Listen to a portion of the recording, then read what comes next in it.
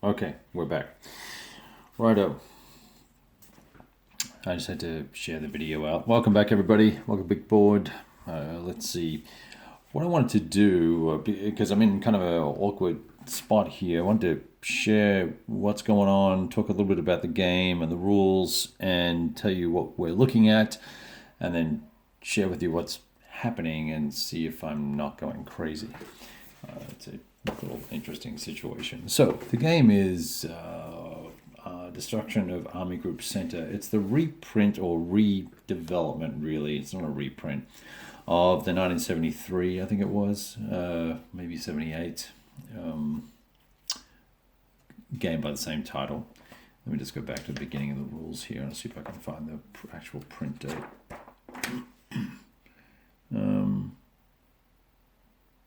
73, it was 73.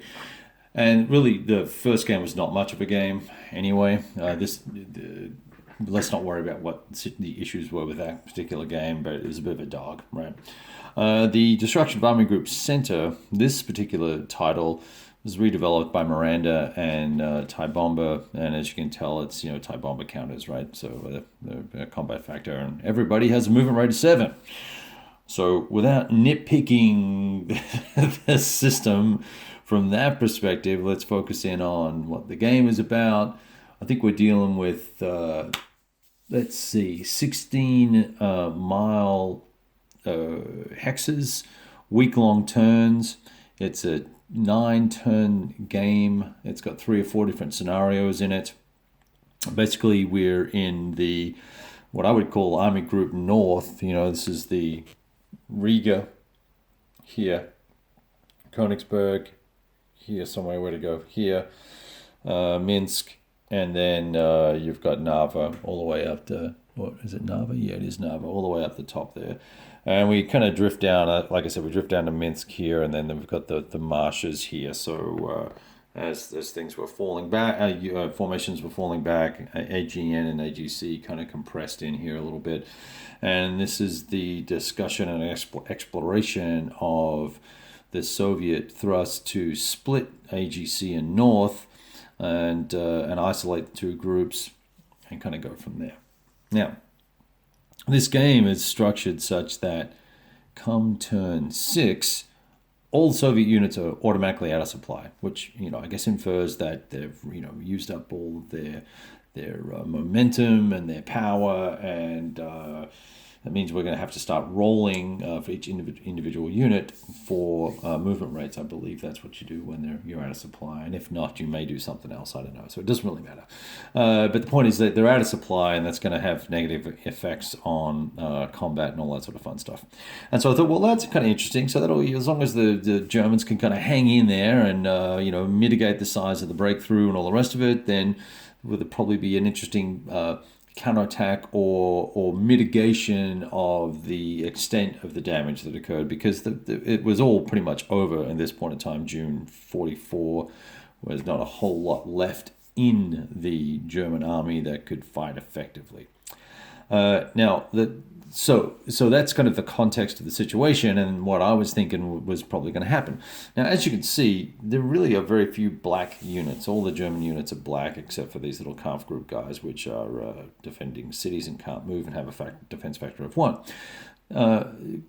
So quick sidebar, I told you movement was 7 movement points for everybody. Combat factors and CRT is just done on a straight up differential. So 5 attacking 3 is going to get you +2 differential. Terrain, multiple types of terrain will all add in defensive benefits, etc. Air will shift you a column.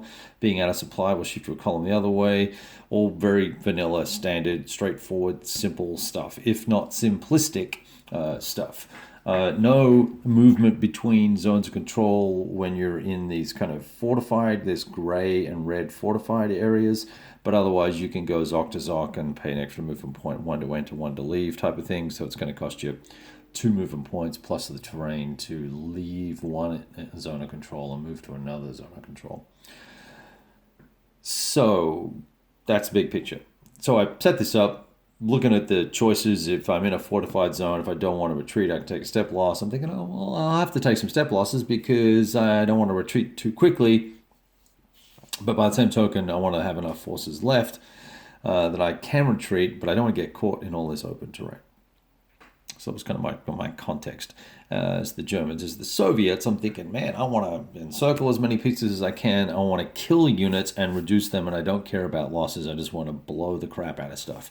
So we did that first turn. And I'll post up pictures later on. But and hey, guys, thanks for joining, whoever's here. I'll get to you in a sec, and we'll chat. Just let me kind of ramble for a minute here.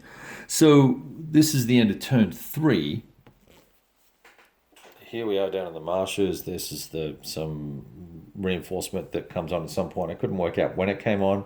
I know when it comes off, but I can't find the rule that tells me when it comes on, so I brought it on turn 2. And then there's some German units here, some calf groups here, and then this massive red units, 3 isolated German units, and a dead pool. And up here, as the Soviet player, I was like, don't really need to do a whole lot just yet because I got 20 cores down here that are just going to smother everything. Well, you're thinking, well, Kevin, there's got to be reinforcements, right? Well, there are. In 2 turns, I get these 2 units, a 6 and a 4, and that's turn 7, I get this guy. What? Like, what are we supposed to do here? Just let these guys run amok? So I think the game's over. 3 turns. We're done. Is that how it's supposed to play? I would be pissed if I bought this game and this is actually how it's played. So I went back to the rules. I reread the rules. I didn't re-summarize in terms of physically writing them down, but I made notes about key points, went back and looked at how I ran the combats. The combat is perfectly correct. I'm using the terrain modifiers correctly. I'm using the movement rates correctly. I don't understand. This is horrible. This is pointless and horrible. There's not a game here. I mean, there's a game if you want to play solo. See how quickly you can absolutely demolish the Germans. 7 movement points, right? Oh, now, so is there? So it's okay. Let's not worry about that. Okay, let's talk about the theme here and whether I'm immersed in it or not. I'm struggling to do that too. The whole idea of this bagration deal, there's a counter that goes here. This guy here, this bagration counter. I put him down here somewhere or whatever, somewhere around here. And 9 hexes either direction. I'm allowed to attack and move in the first turn. And I'm also allowed to do kind of like sneaky movement type of things. There's a special rule for that. And I was thinking, that's kind of cool. We'll get a little bonus for the opening assault because the Germans were caught unaware. And that all felt really thematic and right. And then everything just kind of was gone. We're done. That was it. Really struggling here with this, guys. So confused is what I am about all of this. And in terms of the way the different units move and fight, they may as well all be, mech armies and all move in 7 movement points. And they all have the same fighting capability. There's no degradation or there's no differentiation between units. This one may as well be Putin strikes for all I know. I'm kind of confused by it all. So there you have it. I was hoping that I would play 2, 3, or 4 turns of this and get to a kind of sort of critical juncture, and I was going to pause, and then I was going to play this game and play 3 or 4 turns of it. And just so you can see here, whoops, I nearly knocked my water over. That would be bad. This covers the same area but a different scale. I think I said that was 16 miles to the hex. This is 10 miles to the hex, and it's a larger area and slightly different. You've got Vitebsk here, Vilnius here. I'm trying to find where Minsk is here. So you can see, and here's the marshes here. It's similar but different, and I think we're oriented a little bit differently as well. So we're going to get 3-4 turns into that, and then I thought, well, heck, while we're doing it, if I've got the room and the time, and by the way, 10 pages of awesome rules.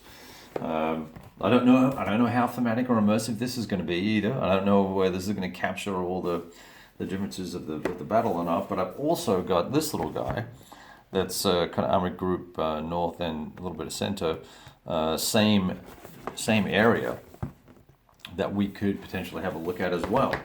And I was thinking this would be a really nice side-by-side comparison, but there's nothing to compare here. This is just a vanilla piece of thing.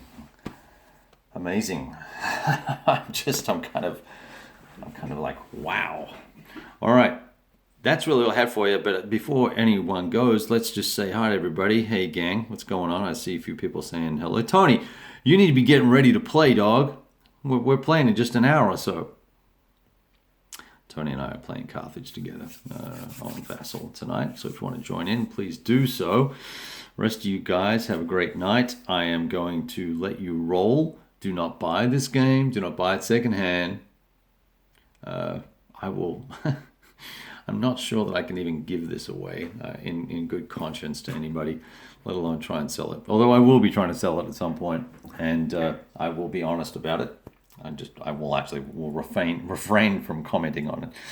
Anyway, I will look forward to talking to you guys soon, and we'll catch up on the flip side. The destruction of Army Group Center. Indeed, it is gone. Army Group Center and North have disappeared. Adios, mofos.